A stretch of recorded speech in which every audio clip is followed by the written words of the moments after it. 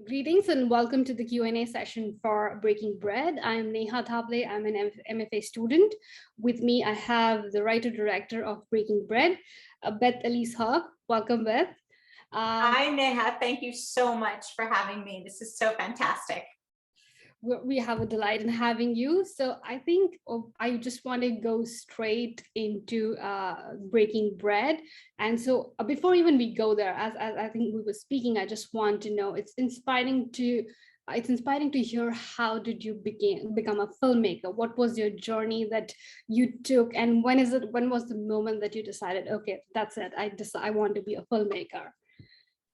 Well, as you can see, I'm a little bit of a late bloomer, and I love that. I started out as an entertainment attorney. I worked for the Walt Disney Company in their business and legal affairs department. I handled movies like High Fidelity with John Cusack and Mystery Alaska with Russell Crowe, and did a lot of the above the line deals. But I always wanted to be creative, and something was inside me. So I took a leap. We don't need to hear the whole story, but along the way, first I was producing, and I produced a documentary called Fandom, which was about 10 people who were soccer fans. And we followed them during the World Cup in Germany, which was an incredible experience. And I feel like that was my film school. We jumped into it. I produced it with a woman named Michelle C. And we just kind of jumped into it and handled every aspect of it on the ground from the beginning to the end. And I always feel like that's how I pretty much learned how to make a film. And I don't think I could have done that without understanding the background from the legal. So everything, I feel like everything leads to something. And then I could not have thought that I could direct Breaking Bread if I had not made Fandom. There's no way. So, a lot of years in between, I was an executive producer on a show called Eye Candy that starred Victoria Justice. But, I don't know what happened.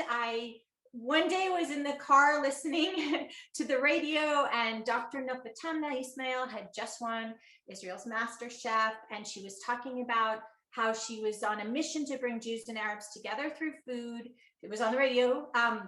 And I just said, wow, we never hear things like this. And it's food. I love food. I love everything to do with food. I love food movies. I love food television. I love MasterChef and Ratatouille and Big Night and Jira Dreams of Sushi, everything. So I was like, wow, this could really be something. And I rushed home. I reached out to her on Facebook. We became connected right away. And I think, somewhere along the way, I learned about the festival, and that's when it hit me. Wow, I really, really want to tell this story. And I went for it. And it's been such a joy. It's changed my life, every aspect about it. I think everything I did before, I needed to do to learn to do this, but this is where I found my passion. This is where I found the connection from everything, from the adventure of going there to meeting the chefs, to eating the food, to learning about that crazy, incredible city, which I fell in love with, to coming home, to editing the film and sculpting it, because I'll talk about that in a second. I found the sculpting process so incredible, but to sculpting it, to finding distribution, to talking to you. Everything about it has been unbelievable. We've played over 65 film festivals around the world. Cohen Media Group, the most incredible distributor that I'm so lucky that they have taken this film. They have it about to open in 47 cities, perhaps more as we go. It's just been incredible. But if I'm not rambling too much, I would say to you, what I found so interesting about making this film is the difference between a narrative film and a documentary film. So, for example, a narrative film, you hand the editor the footage, and you can give it to 10 different editors. You're still going to get the same story. People are going to put their creative spin on it and all of that. but you're going to get that same story.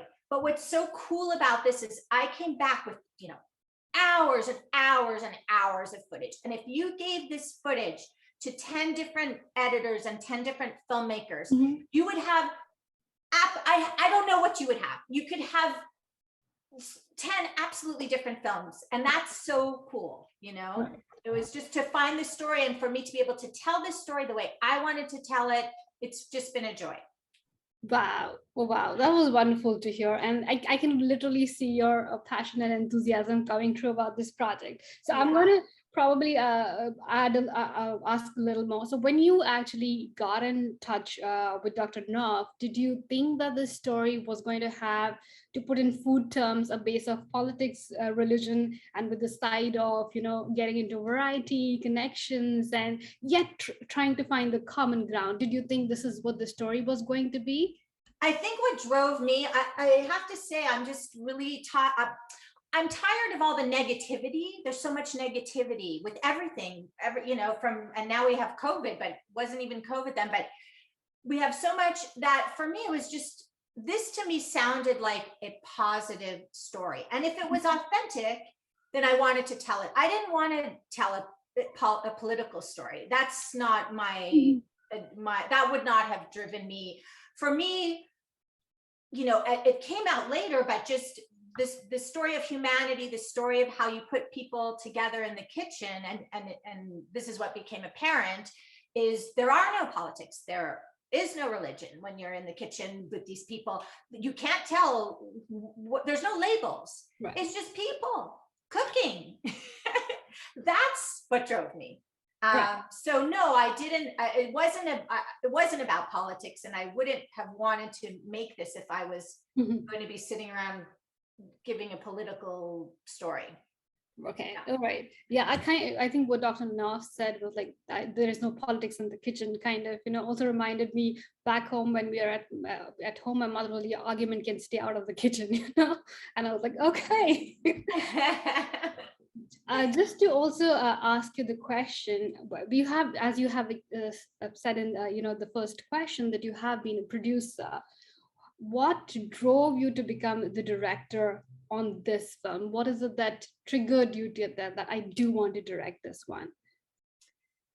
I think it was more, I just said to myself, I want to make this story and I have to make it, right? Who's going to make it? I'm not going to have money. I'm going to have 10 cents to make it. So I have to do it. I wasn't really thinking about I kind of felt like, I think I can do it. I had done some of the pieces in Fandemanium, B crew kind of pieces to it. So I don't know, I felt confident enough that I thought I could probably do it, and I wanted to tell the story, and the story was coming from within. And so I just, I kind of knew that I had to tell it, because who else was going to tell it? Yeah. And now I'm in love, this is all I ever want to do. It's just been incredible. Oh, great. Yeah. So now going into the story, so I think we concentrate on Dr. Nof and the three pair of chefs that we have, like Shalom, Ali, I think Osama, Ilan, and Tamar and Salah. So what made you choose? Because I think there were like 70 chefs who were participating in that festival. So what was the decision behind drilling down to these three pairs? I think it was the cinematic gods, because not to repeat myself, but I really did not have a lot of money, and I had a 2-person crew and myself. So we did not even have at least in Fandemanium, there were days we had 3 crews at a time to cover all the different games and this. No, it was me and my DP, who Ofer Ben Yehuda was incredible, and my sound guy, and that was it. So, it's fortuitous. I mean, the fact that I was given, basically I would say Nof knew all the chefs that were participating in her festival, and she had given me, a big chart of all the people to start contacting to see who I can meet with, but she probably pointed me in the right direction a little bit. I just feel like part of it was by virtue of participating in this, you probably had this a good the same sort of thought process about then as Nof about trying to at least try to find commonality and not divide.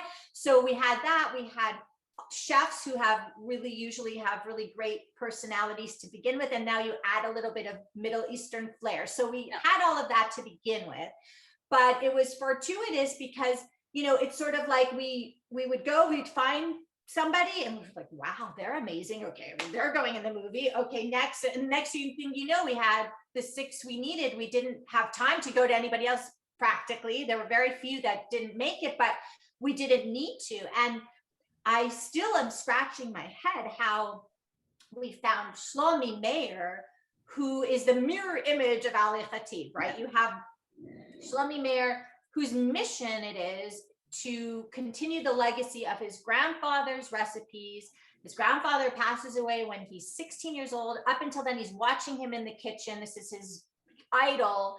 And now his grandfather's gone and he has to recreate these recipes with half a hand of this and 2 hands of that, right? And you know, if I could have made a movie on the fact that everything he touched reminded him of his grandfather. In the movie, we have 2 things. He did 100 things, right? So that was his passion. And then suddenly you have Ali Khatib, and guess what? His passion is bringing his grandmother's recipes into the culinary of Israel, and the bonding, the natural bonding and connection that happened between those 2. I mean, I'm getting chills talking about it. It was so incredible. And everybody was, not to take away from Osama and Ilan, who were amazing, and Salah and Tomer, where everybody was incredible. But that match in particular blows me away. I what you said, I also related. You know, one was talking about the grandfather and the other was talking about the grandmother. And it was like, one of the things I think Ali said was like, I think Shalomi did the dish very well, but not better than my grandmother. I love that. Yeah. I was like, oh my goodness, that is not so better true. than grandma. Oh my grandma. Okay, so I think going into the kitchen. So when you were going into the kitchens, because I was like, when I was watching, it was like the kitchen was on full, it was running in full mode, you know, at peak mode. Yes. And how did you go on about shooting it? Because you would be in their way and they would be like, come on, just get out, you know. I was in their way. They probably told me to get out a couple. So I am, you know, again, it's, you know, you do what you can do. It was completely authentic. I wanted you to feel like you were a fly on the wall. There were no 2 takes about this. This was happening. And so, you know, we only had X amount of time. The festival was happening. We only had X amount of time. We were one crew getting in, getting out to get everybody at the festival, or, you know, or we don't have the end of their storyline, their story arc. So we're in and out. Sometimes I'm sure I'm thinking about Shlomi giving me the evil eye a couple times because his kitchen is teeny tiny, you know. But no, that was all part of the fun of it. I think the other amazing thing, again, is this Ofer Ben Yehuda. One of the things I did was, when I started making the film, the first call I made was my brother had a friend whose mother was a producer in Israel. So I called her and I said, please point me in the direction of the best food cinematographer in Israel that I can get in touch with. And that was basically Ofer Ben Yehuda. Don't know why he agreed to drive in a car with me for a month and be crazy, but he did. And we had an amazing time, but he was genius. And that's another thing. I'm not sure we could have had such incredible footage if we didn't have somebody with that expertise. And so, for example, some of the food footage, for example, I remember getting some knafe and the musafa and things like that. Again, one take, but I would just say to him, you know what, Ofer, do me a favor, go inside and do your magic. That's it. I would say, I don't need to be there. I didn't have to see what he was doing because I knew he was going to get what we needed. So for certain dishes where you have the close-up sexy stuff, I was standing, you know, in a different room, just telling him, please, because I didn't want to be in their way, just go and film from beginning to end the process. Like a knafe was about a 20-minute process. I'm like, just go in from beginning to end, and let's pop back in the car. That was, and go to the next place we're going to. So.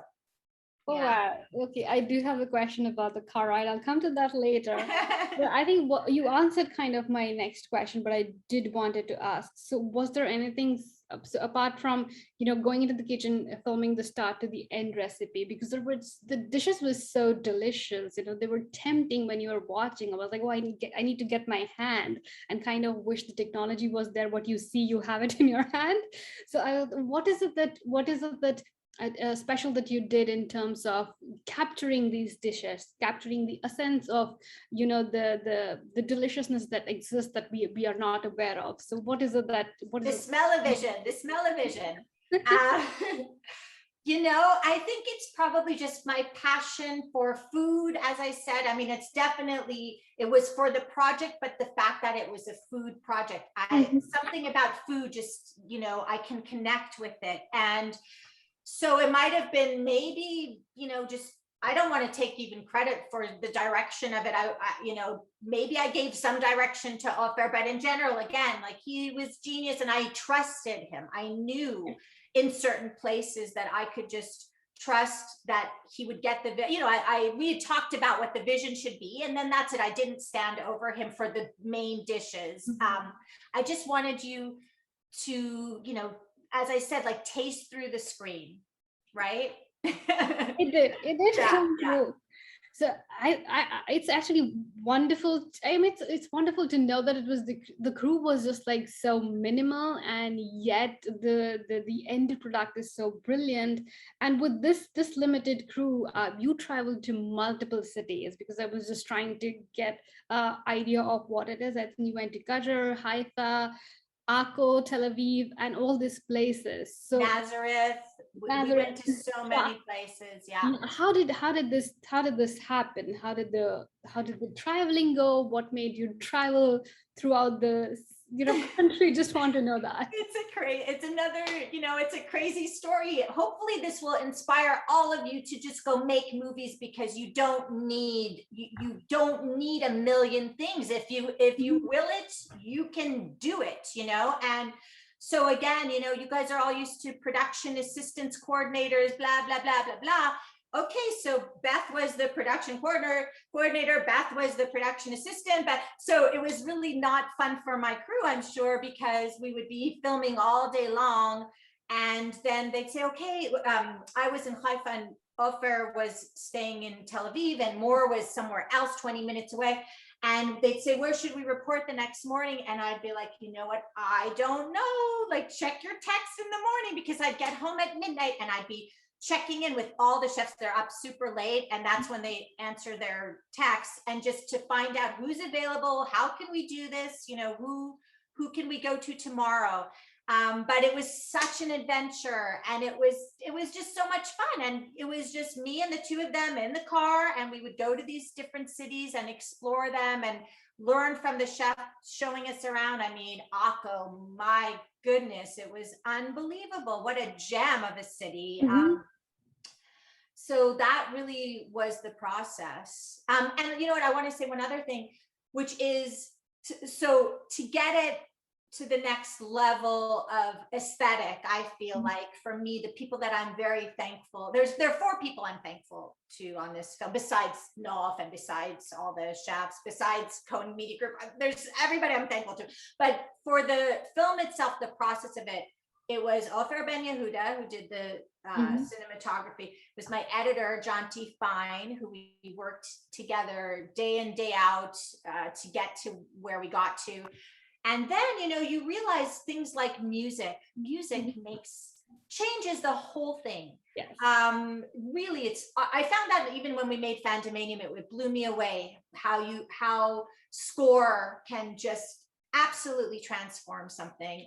So again, Omar El-Deeb, genius composer who lives in LA, and we worked very much together. I wanted to sort of mimic themes of the film, the Jewish and the Muslim coming together, in the music a little bit. So he came up with the idea of drawing an oud all throughout. And I was like, gee, we have to bring in a violin, sort of an Eastern European Ashkenazi sound to it. So that was the blend.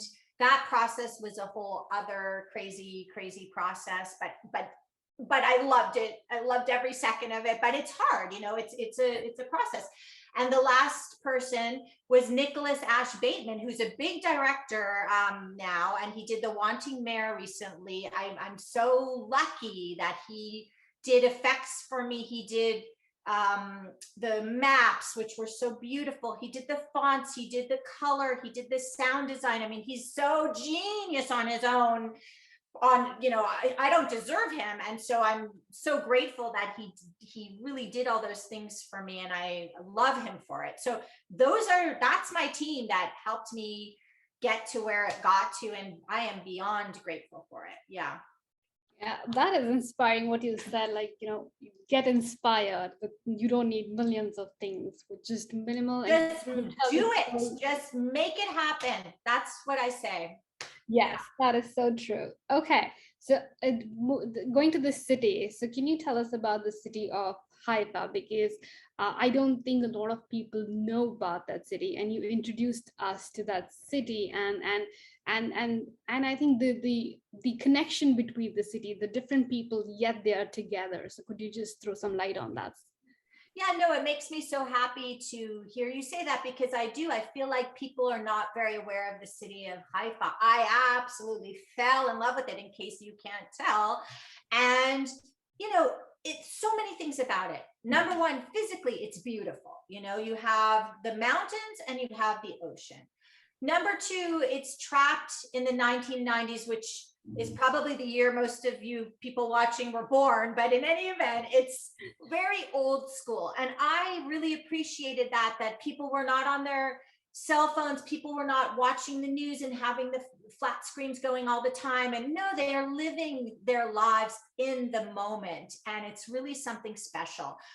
Also, the coexistence, and that word's a tricky word. Some people don't even like that word, to say coexistence. That city, I'm not sure it's coexistence versus just people existing, all kinds of people existing.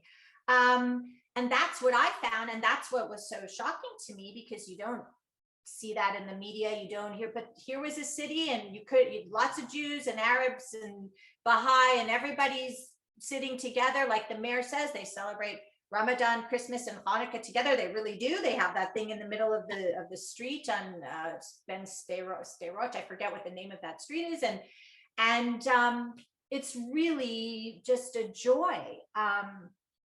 That's, you know, I feel so blessed that I got to spend so much time there, and just loved every second of it. Yes, and you introduced us to the city too. Yeah. So going to the chef. So when you were actually talking to the chef, what is it that was? How did you go on about asking the questions to them? What is it that you were intending to, receive the information from them? Wow, that's such a good question. You know, I would prepare the questions ahead of time the night before, and I would come in, you know, I brought an iPad with me, and I thought, I brought a laptop and an iPad, and I thought, why am I bringing this iPad? I'm never going to use this iPad. And sure enough, I only used the iPad, because I would work on my laptop, but then I would send the questions, and I would have my laptop with me asking the questions. But, you know, each chef, I would pre-interview them a little bit. I would meet them. I would see what their restaurant was all about, or their backstory a little bit. So I had somewhere to go, and I would prepare the questions, and that was it. And just sit down. And again, I think I probably had, depending on which chef, maybe one, maybe two interviews at most, you know, with each one. And sometimes we would have to grab them in places, you know, because we were in that location. And so anyway. Okay. Yeah. All right. So I think what I want to, one of the things that I was very attracted to in the movie was the hummus project. So I think hummus is one of the foods I believe that has traveled more than some people have. So would you want to share a little bit of information about the hummus project and the variation that you had of hummus throughout the movie? So, hummus becomes like the metaphor of the film. Hummus has no borders, and Dr. Nof talks about that in the film, how, she loves how it migrated and it was sitting next to guacamole, salsa, and cheese dip, and how it coexists. What I really loved was how she said how it coexists with whatever topping you choose to put on it. So yeah. I ran with that and made that a metaphor throughout the film. And I definitely use that as the chapter cards throughout to sort of tell you, okay, we're putting different toppings on each one. And so I tried to make it so that they were symbolically, culturally different. Mm-hmm. So at the beginning, you had your regular classic hummus, and then, there's also a mushroom topping somewhere in there, which is sort of classic, but somewhere along the way, we had Greek salad on top of there. We had bangers and mash on top of there. And we had the pierogi, I mean, they're Varenikas in the movie. Again, depends who claims the food always, but in this situation, they're called Varenikas, and they were on top of the hummus. So I definitely went with that. The hummus project itself in the festival would be that there would be a particular restaurant, and they would get paired with a particular chef to come and make a special topping for that restaurant for the festival. Wow, that is very interesting. So I think I will go back to what you were mentioning about the sculpting process, because I know that you wanted to talk when the movie was made, how you went about the sculpting of the entire movie. So do you want to share that with us? Well, you mean the sculpting? The process itself, I found it very interesting. Again, I didn't have the ability to have group testing. I didn't have the money. People have all of that. So I had to sort of really use my people that I knew very sparingly, because, again, it's a gut reaction always. And you want to, at least for me, I wanted to get somebody always with fresh eyes on the next cut. Right. So I always thought to myself, okay, I have this many people that I can go to over time. And I would sort of pick two along the way. Mm-hmm. At the beginning, there was one time at the beginning where I was like, woohoo, I'm done. It was right at the beginning. I mean, it makes me laugh so hard now. I worked on it for a few, 6 weeks or so. And I was like, oh yeah, we're here. And I sent it to two friends, and they were like, sorry, but we don't understand anything here. Like there's no context. There's no intro. And then, so what was interesting was to always get the feedback mm-hmm. from the people and use that feedback for the next cut. Also to sort of understand who's giving you the feedback and what their background is. So if somebody hates a particular thing or feels politically a certain way or whatever, if they're giving you that comment, sometimes you have to just remember, take it with a grain of salt, or understand where it's coming from, so that to decide, should I listen to that comment or not? But often what would happen is I would pick, again, 2 or 3 at a time. And mm-hmm. often when you would get the same comment from at least 2, then you knew, okay, that's not working. I need to work on that. And you just continue, and just that whole process was so incredible. And sometimes I'd work until I'd hit a wall, and you hit that wall and you're like, wow, I can't look at it again. I don't know what to do with it. I think it's working, but not all of it's working. That's when you would go get the feedback. And there were so many cuts and so many times, I could never even recreate it now if I needed to. So, but it was an incredible process. So much fun. Wow. That's actually a good input for us. Go and take feedback. And yes, people always take feedback. Don't get personal with it. I mean, if 2 or 3 people are telling you the same thing, it might kill you. At the beginning when they said, Beth, This is so confusing. Oh, my heart sank. Sometimes you need a couple days to process that, and it kills you, but it makes you stronger. I hate to say, but it does. And then you get up and inevitably, sometimes you need a break. Sometimes you need a week off, but then it always comes back. You start understanding what needs to be done on the next one. It's a process. Right. But you must listen, at least for me, it's all personal, but I'm all about definitely listening to feedback. You need to know, if a few people are telling you the same thing, you need to pay attention to that, Right. Yeah. Right. Absolutely. Yeah. Okay. So one of the last questions that I wanted to ask, it was like, what was your expectation when the film was made? And this is a two-part question. Yeah. How do you feel about the film now that it is traveling around the world? You've said it has gone to 65 festivals, going to 40 plus cities. So what is it that is going through your mind right now? I'm going to cry is what's going through my mind. I'm going to cry. I have to tell you, I almost cried the other day because it's opening at the New Art. Please tell your friends. It's opening at the New Art on February 4th. Mm-hmm. And I went down there I was checking some things out because of the Q&A that's going to happen or whatever. And I was struck because the poster of the film was showing, and it's a feeling. I can't really describe this feeling, but it's blowing my mind. So I have to tell you, when I set out to make this, I don't know what I was thinking, but I don't think I know that I never thought that it would be this. Never. I don't know. I wanted to make a great story. I wanted to tell it. I think I thought it would land up and hopefully in some festivals. I don't know, but this has been so much more than, and the reactions and the emails I get, and it's so wonderful and so fulfilling. And I mean, I'm beyond grateful. And as I said, all of you filmmakers, if you ever are lucky enough to work with Cohen Media Group, my goodness, what an incredible company.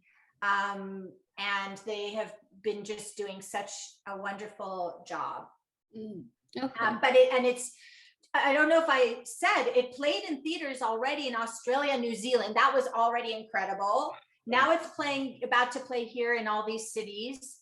And if people are interested, please send your friends. You can go to the website Cohen Media Group at Breaking Bread, and you'll find the list of all the places it's going to be playing. And then they're going to take it to Canada soon and all over the world. So it's a dream come true. And I mean, if I can bring out some positivity and tell a positive story, and if it makes people's day right now with what's going on in the world, I couldn't ask for anything else. Wow. Okay. Well, now I just have one more question because it just came to my mind. So, what about the people who are a part of this story? Did they see the film, and how did they feel about it? Dr. Nof and all the chefs. Yes. So, right before COVID was when it first started. It played at the Haifa International Film Festival and at the Jerusalem Jewish Film Festival. And I went to both. And between those, Nof came to both. The second time she brought her mother. So I was very honored. And yeah, it was wonderful. And I think they also didn't understand. I think they also couldn't believe even that for them was much more than what they thought was going on when I showed up and said, hey, let me interview you for this film. So, and I'm still in touch with pretty much all of them. It's hard over WhatsApp and whatever. I was hoping to go back right before Thanksgiving, but the borders closed because of COVID. So I'm hoping to go again in the spring and to see them all and reconnect and keep, bring them posters and all of that. But they all are, I think, very happy. So. Wow. Yeah. Thank you so much. That's it from my end. Is there anything that you want to say to our audience who are watching as a wrap up few words?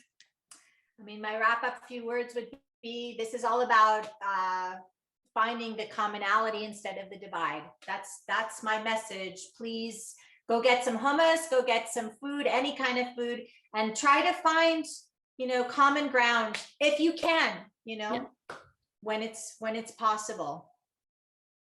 Thank you. Thank you so much. I think for me, it was a delicious take on how food can be used as what they said, the food can be used as the first step to getting to know each other. Thank you for introducing us to the many cities and the food. Uh, and thank you for the film. It is a it's a great story. So thank you so much for bringing it to us. Thank you for the opportunity to talk about it, and for all of your time and your lovely questions. Thank you. Thank you.